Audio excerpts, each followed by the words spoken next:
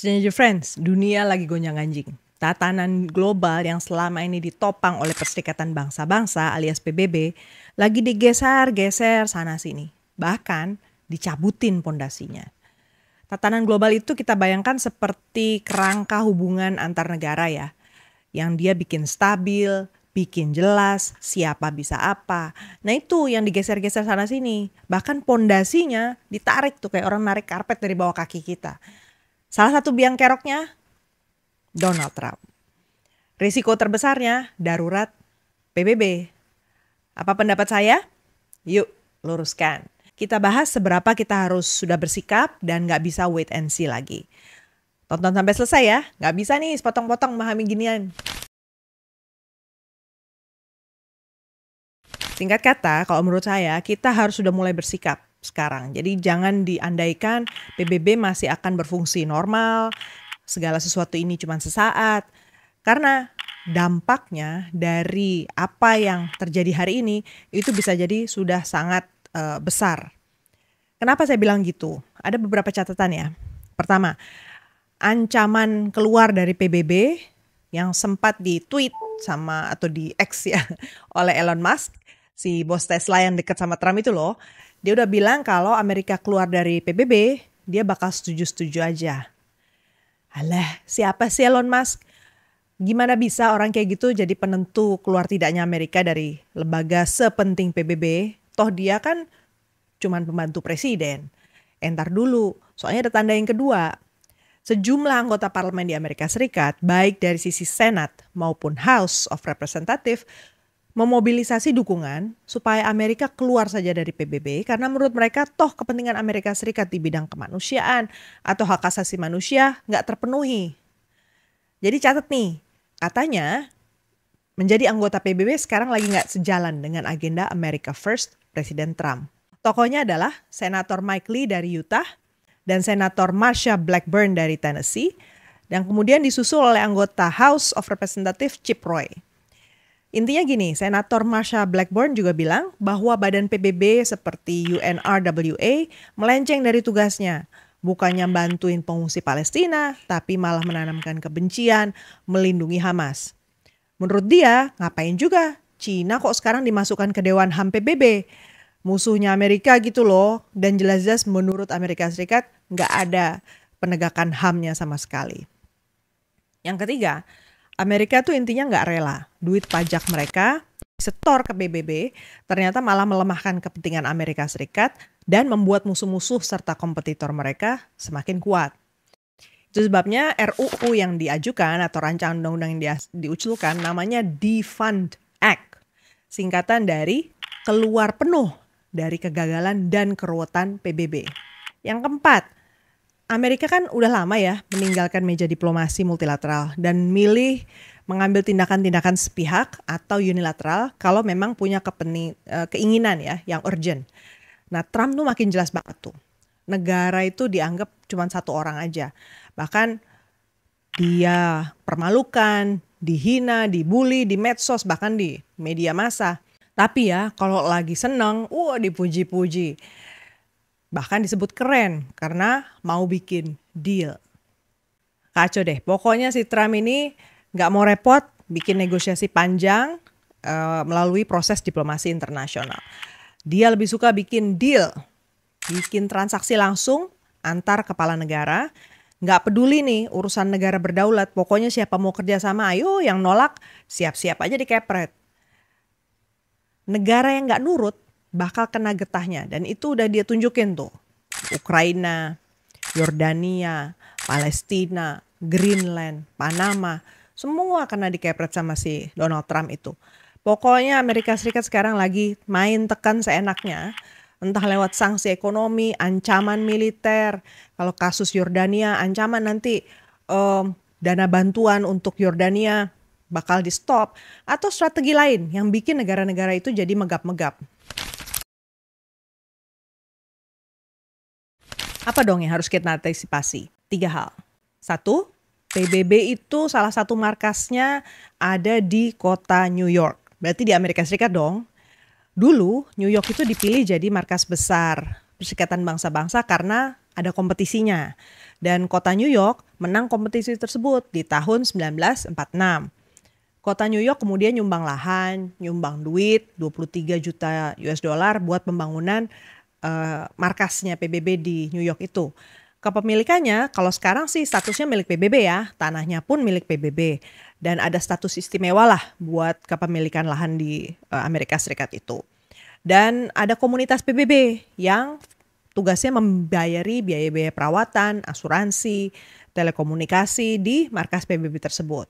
Amerika Serikat memberi pengecualian pajak untuk dana-dana yang di-generate atau dihasilkan oleh si komunitas PBB itu. Harusnya ya komunitas PBB ini diapresiasi loh, karena dana-dana kerjasama PBB ini sudah menyediakan lebih dari 5.000 lapangan kerja di New York plus penghasilan dari kegiatan-kegiatan rapat di markas tersebut. Tapi kalau tiba-tiba si Donald Trump bilang, "Eits, itu gedung dipakai untuk kepentingan Amerika aja dong, jangan buat sembarang negara." Wah, bisa jadi nggak bisa dipakai lagi dong. Poin yang kedua, pendanaan PBB. Pendanaan PBB bergantung dari iuran anggota. Jadi PBB itu kayak organisasi manapun lah ya, butuh iuran dari anggotanya buat jalan. Sekitar 72% pendanaan PBB itu dari iuran negara. Sisanya baru dari dana yang dikumpulkan karena ada kegiatan-kegiatan multilateral. Coba lihat data dari tahun 2022 dibuat oleh kantor PBB dan Dag Hammarskjöld Foundation. Kita bisa lihat di situ tiap negara nyumbang sesuai kekuatan ekonominya dan Amerika Serikat adalah salah satu donatur terbesar. Sekitar 20% total fundingnya PBB itu dari Amerika Serikat. Bahkan tahun 2022 Amerika menaikkan kontribusinya tuh ke PBB. Artinya zamannya Biden ya.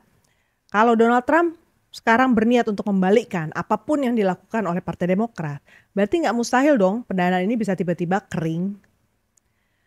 Nah, kalau Amerika Serikat mau memangkas dana atau bahkan keluar dari PBB, efeknya bisa berantai loh ke banyak sektor penting.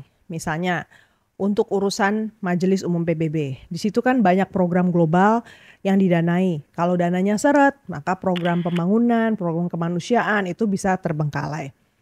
Dan yang pasti nggak ada negosiasi lagi, makin nggak ada negosiasi. Boro-boro ada tempat buat negara-negara itu saling berkomunikasi, bisa nggak ada. Yang kedua, Dewan Hak Asasi Manusia PBB. Tanpa dana yang cukup, berarti inisiatif untuk memajukan HAM, apalagi melindungi korban HAM, itu bisa hilang. Dan ini berbahaya terutama buat kasus negara-negara yang masih banyak melakukan pelanggaran HAM atau ditemukan banyak pelanggaran HAM seperti genosida atau kejahatan perang. Siapa dong yang mau menyuarakan itu lagi kalau Dewan HAM PBB nggak ada? Yang ketiga, perubahan iklim.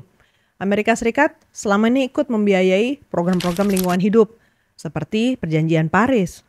Kalau cabut dan sudah cabut, maka urusan ngatasi iklim ini berarti harus dipikirkan secara mandiri di luar dari mekanisme PBB. Yang lewat PBB pasti dananya akan sangat-sangat terbatas. Yang ketiga, program pembangunan. Ada macam-macam ya formatnya. Mulai dari kerjasama pembangunan kesehatan, untuk informasi lewat UNESCO, untuk anak-anak, UNICEF, UNDP, UNCTAD untuk perdagangan. Negara berkembang pada dasarnya banyak bergantung sama bantuan dari lembaga-lembaga ini seperti untuk capacity building, kemudian juga untuk negosiasi ya, mencari titik temu supaya negara-negara berkembang itu juga bisa menyamakan standarnya dengan standar yang diinginkan di tingkat internasional. Lembaga-lembaga PBB ini juga biasanya melakukan riset juga supaya ada semacam panduan lah yang nantinya mengarah pada kesepakatan bersama. Nah, kalau dananya seret, bayangin aja, berarti akses ke dukungan teknis, pelatihan, bahkan bantuan-bantuan medis ya buat lembaga-lembaga kesehatan itu bakalan berkurang. Yang terakhir, jangan lupa juga PBB itu berjasa sekali untuk menjaga perdamaian di daerah-daerah yang berkonflik. Kalau ini nggak ada, ya berarti negara-negara yang konflik harus ngurus sendiri. Poin yang ketiga soal PBB dan sistem keamanan dunia. PBB itu penting banget untuk menjaga perdamaian dunia, terutama lewat peranannya Dewan Keamanan PBB. Di dalam situ kan ada negara-negara yang punya hak veto. Amerika, Tiongkok, Rusia, Prancis, sama Inggris. Disebutnya P5. Negara-negara ini belakangan ini kan lebih sering mementingkan kepentingan masing-masing ya, daripada berusaha betul untuk nyari solusi, mau nego lah ya gitu. Terus gimana cari titik temunya kalaupun nggak ada titik temu. Tapi yang dilakukan mereka veto terus gitu. Jadi kalau Amerika Serikat memilih untuk makin menjauh dari PBB, bukan cuma mereka keluar dari diskusi, tapi sebenarnya mereka keluar dari tanggung jawab global. Urusan keamanan dunia berarti makin nggak efektif. Apalagi kalau negara-negara besar itu ikut-ikutan menyebarkan informasi, udah nggak usah percaya sama sistem yang ada gitu kan. Nah kebetulan sekali tanggal 4 Maret kemarin, saya punya kesempatan untuk berjumpa dengan otoritas Rusia di salah satu forum tertutup di Jakarta. Di situ saya sempat bertanya tentang peluangnya Rusia merespon ancamannya Amerika nih untuk keluar dari PBB. Tahu nggak jawabannya apa? Mereka bilang, kita lihat dulu aja konsekuensi seperti apa yang harus ditanggung sama Rusia. Kalau berat, ya nanti berarti ada penentuan kepentingan nasional Rusia harus seperti apa. Jadi, kita nih mau nggak mau sudah harus mengantisipasi seperti apa dunia ini jika Amerika Serikat memutuskan untuk keluar dari PBB. Konsekuensi dari 3 hal yang saya sebutkan tadi di atas. Tentu makin banyak program global yang jadi korban. Krisis kemanusiaan di tempat-tempat yang berkonflik itu tidak mustahil. Bahkan penyakit penular juga harus kita antisipasi seperti misalnya TBC lah, HIV AIDS, bahkan Ebola. Itu bisa merajalela. Plus, buat kita yang peduli soal pelanggaran HAM, perubahan iklim, pembangunan, menjaga agar kemiskinan tidak semakin meluas, itu makin susah ditangani. Kamu sendiri tega nggak sih? Jadi gini, dunia nih lagi di persimpangan jalan. PBB memang harus diakui butuh direformasi. Tapi kalau negara-negara besar milih untuk ninggalin tanggung jawabnya, kita akan masuk ke era di mana nggak ada lagi aturan main yang jelas dalam hubungan internasional. Nah, negara seperti Indonesia ini posisinya kan seperti middle power. Kalau nggak ada platform, nggak ada wadah seperti PBB itu, kerja-kerja kita akan semakin keras. Karena dunia semakin semrawut, makin tidak pasti, makin nggak jelas siapa kawan, siapa lawan. Dan yang pasti, yang kuat bakal coba terus untuk nyodok yang lemah. Nah, inilah esensi dari cara pandang dunia yang realis. Anggapannya dunia tuh udah kayak hutan rimba aja lah ya. Siapa yang kuat ya pasti bertahan. Saya sih ya merasa bahwa harus mulai didorong.